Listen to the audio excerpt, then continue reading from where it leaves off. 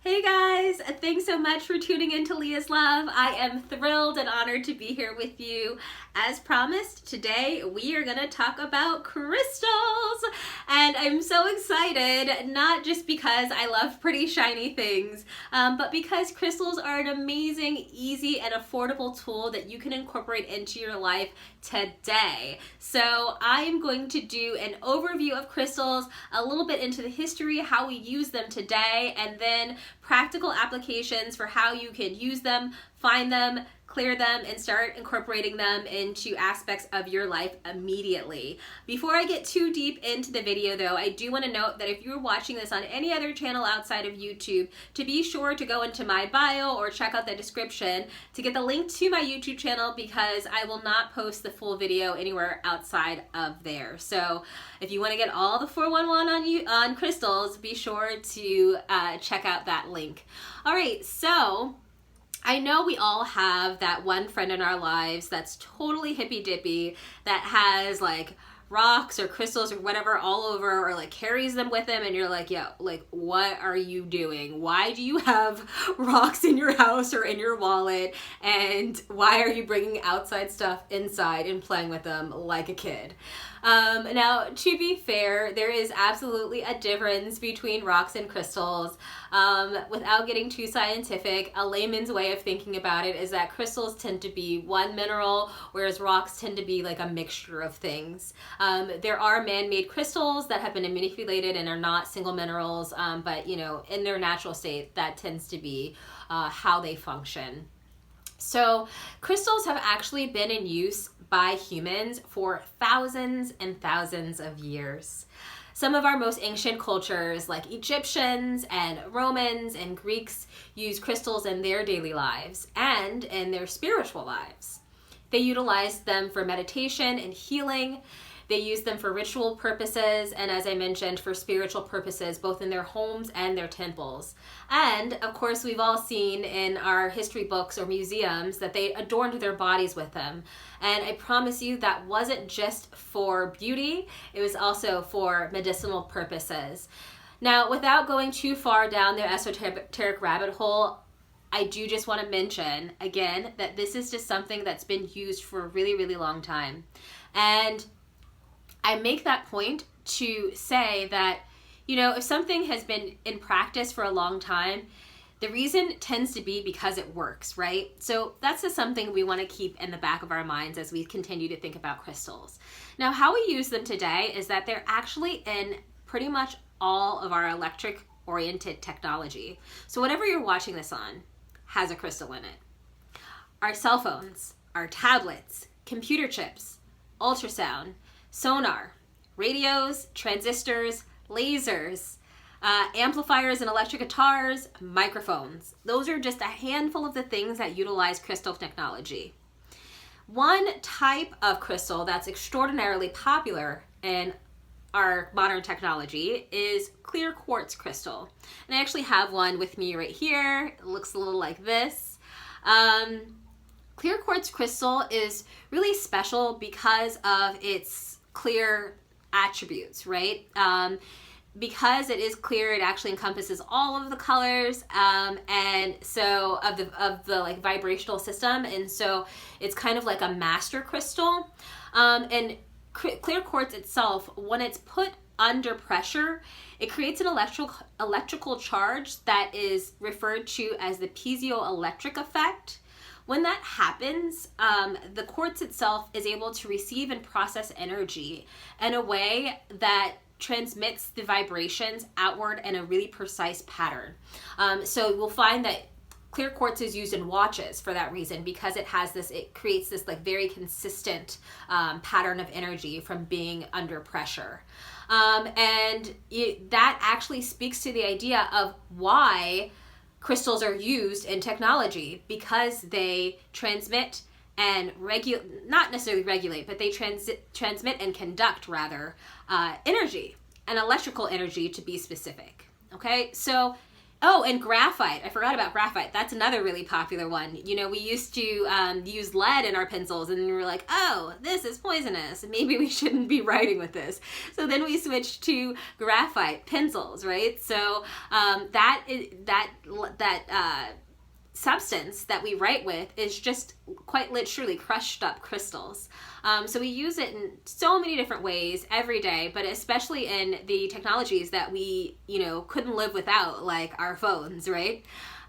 So that's one major point that I want you to hold off to the side now, that crystals are used in all of our modern electronic technology and why, okay? Now the next thing I want to note is how, again, crystals are used. And as I mentioned, a lot of our ancient civilizations use them in healing. So that's the second thing to keep in the back of your mind. Now, the third thing I want to bring up is us as physical beings. So our two most important organs are our heart being number one and our brain being number two. Now, why I say our heart is number one is a conversation that we'll have later, but there's a big discussion around that too.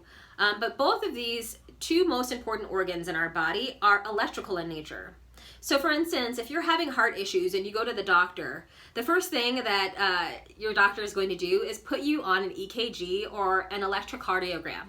And that machine measures the electrical impulses within your heart. And again, the reason for why your doctor does this is because that's the way to determine your heart health in the quickest, most effective way, because your heart in and of itself is electrical in nature. That's how it gets its power. And our brain, same thing. If you're having issues with your brain and you go to the doctor, one of the first things the doctor is going to do is put you on an EEG or electrocephalogram to measure the electronic pulses from your brain. So, if our two most important organs that we could not function without, our heart and our brain, are electrical in nature, that would stand to reason that our bodies themselves are very much electrical in nature. And there's a lot of science around this now that you can look up. But very simply put, we are, amongst other types of beings, very much electrical beings, right? So if we use all of this technology that uses crystals to regulate, to transmit, and moderate the electricity within them, and we are electrical in nature, then of course crystals themselves can affect us physically. So that is kind of a quick and dirty way of understanding how crystals can have an effect on our health and overall well-being. Now, metaphysical practitioners today use crystals in healing for all different types of things. Physical trauma, allergies, you name it, you can utilize a crystal for it. They're also really commonly used in meditation and just maintaining overall well-being and creating a beautiful energetic space for wherever you are. The cool thing about crystals is because they are naturally developed things, they come from Gaia, they're in essence alive. And obviously they don't have consciousness like a pet or we do, right? But like a plant or anything else that comes from nature, like food, it's alive. And because it's alive, it's unique. Every crystal is unique like a human or a snowflake. And they actually have, on a microscopic level, this really beautiful lattice structure within itself that is like its own special blueprint or DNA.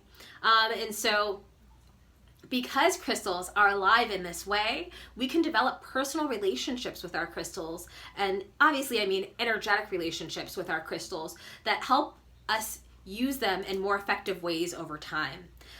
There's this gentleman by the name of Mark Vogel, who is a research scientist for IBM, and he held many patents with them. And he has this really beautiful quote about crystals that I actually want to read to you all. So Mark Vogel said, his name is Marcel Vogel. Marcel said, "The crystal is a neutral object whose inner structure exhibits a crystalline state of perfection and balance.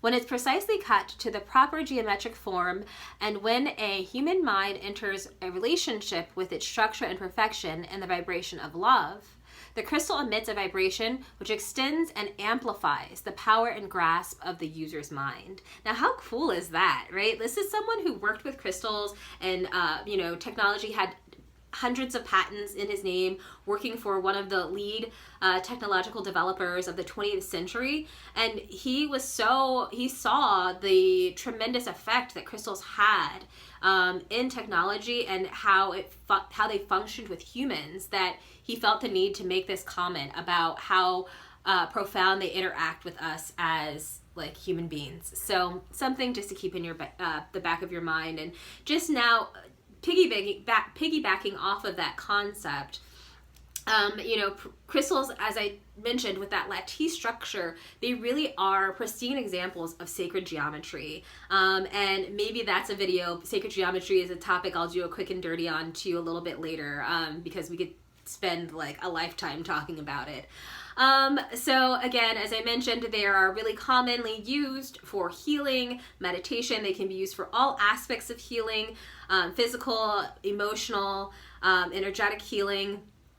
And one cool way to use them is in chakra healing. Now, if you aren't aware of what chakras are, we have an energetic system within our body, which is called our chakra system. There are 7 of them that line up vertically throughout our body. Chakra means wheel in Sanskrit, and that is, again, a whole nother video, which we will talk about later. But our chakras actually directly correlate with our major gland system. And so if, you want to delve into crystal healing and you don't really know what to do, a quick and easy way of doing it is kind of just finding crystals that match the color of our chakras, right? So for instance, our throat chakra is blue. So if you want to do some crystal healing on your throat, just get a blue crystal. Our heart chakra is green. So if you want to do healing on your heart, get a green crystal, and so forth.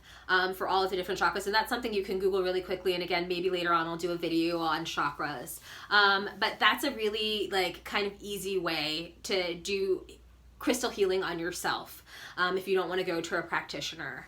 And I also wanted to bring up 3 kind of popular crystals that you'll see everywhere. One, as I mentioned, is this clear quartz crystal. This is a master crystal, so it's really great for healing. It's really great for cleansing energetic spaces. It's pretty much good for anything. Like if you want to get one crystal, I would highly recommend getting a clear quartz crystal, because again, it encompasses all of the colors and all of the frequencies, and so it can work with really any aspect of you and your body or your space. Another really popular crystal is a rose quartz crystal. And I have one of those here too. This actually vibrates in the frequency of love. So it's really great for healing emotional trauma or bringing more love to yourself and others. And it's really popular. Like if you decide to look up stuff on Google about crystals and how to heal or work with them, more than likely someone will recommend that you use a rose quartz. And then the third really popular crystal that you'll see people talking about a lot is amethyst. Those are the purple crystals that you'll see most often. A lot of times when people have those rocks that look like they've been cut in half and they have those beautiful purple crystals inside, that's amethyst. Really easy to find. That is primarily used for intuition and developing spiritual gifts as well as protection. And there is a gamut on what each crystal is for and what they can do. There are books on this, but just quick and easy to get you into the crystal world, those 3 are probably going to be the most popular crystals that you're going to hear about. And if you want to learn more about crystal healing, please reach out, send me a note below. I'd be happy to recommend some specific books or websites you can check out. So how to choose your crystal. Now, you never probably would have thought to yourself that there's a special way to do this. So like I mentioned, crystals have their own energy and they're alive. And so because of that, you have a personal relationship with your crystal. Now, you can buy them online on Etsy or some other online vendor, which is perfectly fine. But if for some reason you are able or wants to go to a store and pick out your crystal, I would highly recommend it. And the way that you choose your crystal is the one that speaks to you. Like, you can just pick the one that's prettiest, the one that's cutest, the one you love the best. That's your crystal. If you want to kick it up a notch and get on a more energetic level, our right hands are for giving energy and our left hands are for receiving energy. Oh, that's probably backwards for you guys. But anyhow, so if you want to go into a place where you're picking out your own crystal, you just can put it in your left hand and close your eyes and just see what kind of energy you feel off of that crystal. And if it gives you like the warm and fuzzies, then that's your crystal. So it's really simple. Again, so much of this is about how you feel in your relationship with that thing. And then when you get your crystal home or when it gets shipped to you, really important to clear your crystals, or cleanse them rather. So you want to take your crystal and either sit it outside or in a window, either in moonlight or sunlight for 24 hours, just to absorb the energy of the sun and or the moon. You can also bury it underground, leave it underground for 24 hours. You can wash them in salt water to cleanse them. You can use a smudge stick like sage or Palo Santo and let the smoke cleanse them. And when you cleanse them, it's just really important that you just do it with the intention, right? Like you set an intention, I want to cleanse this for the highest good of myself and everyone involved. And then you don't want to let people touch them once you've cleansed them, or if somebody touches them, make sure you cleanse it afterwards, because you know, crystals, like I said, they have their own energy, and so on their journey to you, and when other people touch them, they pick up the energy of all those people around you. The one crystal you don't have to clear is clear quartz, because like I said, it's master crystal. And there are some crystals like selenite that you want to be really careful of cleansing with water, because they will disintegrate because it's mostly salt. But you know, when you pick up your crystal, it's always good to just go online or pop me a message and ask like, what's the best way to clear this, if you have any questions. So anyhow, I've talked for a really long time, so hopefully you stuck out through the end and learned all the 411 on your crystal 101, and you enjoyed this and found this a useful tool for you. It was so much fun hanging out and chatting about crystals with you all. Sending you all the love. Take it easy. Bye.